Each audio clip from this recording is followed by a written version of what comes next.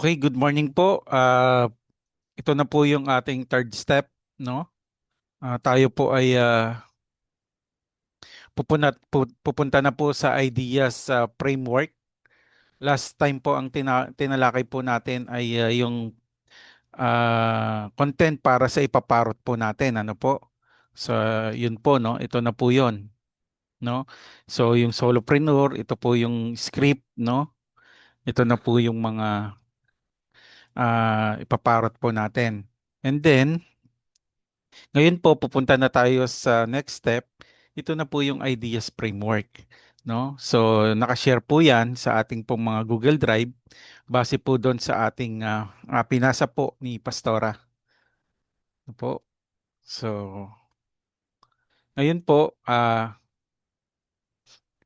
sabi rito, sa I na tayo, sa I, no? So, kailangan po, ah, kunin daw po natin yung tactical strategy. Ilalagay po natin dito sa ChatGPT, no?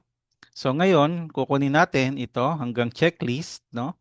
So ngayon, kung nasa computer pa rin po ako, no, sa desktop, wala po ako sa sa cellphone para mas madali po. Ngayon, i-highlight po natin ito. Kung sa cellphone naman po ay ito po ay ah, tap ng matagal and then mm, i-drag po natin yung dalawang parang luha. Ngayon, Control C. Pwede nating right click tapos copy. Sa keyboard naman, Control C. No, ayun no, Control C, yung shortcut. Ayun no, Control plus C. Yung button na Control plus C. Ah, Control muna tapos Control C. And then, ilagay daw po natin dito sa ating ChatGPT. Ito po yung huli, yung nakaraan, no? Yung tatlong niche. Ngayon, i-streamline po natin na mayroong 5 niches na by brainstorm daw. So, Control B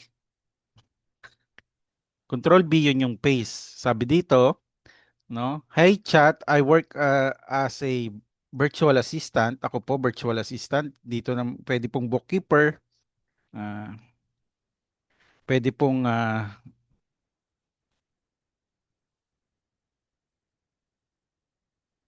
online seller,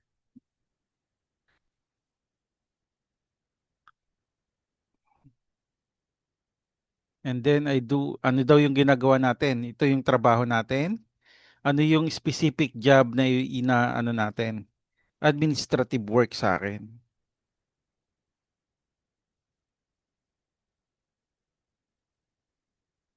or administrative task. Para utusan natin si ChatGPT nang magbigay po ng sabi dito ng brainstorming ng 5 niches yung ating pong pagsuserbisyo natin na pwede po nating identify no sa na top best niches na para po pag gawa tayo ng content, no? So yan po. So ngayon makikita po natin dito. So nandiyan na po yan. No, lakihan natin konti. Tago natin to. Ayan po, no? So yan po, no? So enter lang po natin. Ito, click po natin yung arrow. Magbibigay po siya ng 5.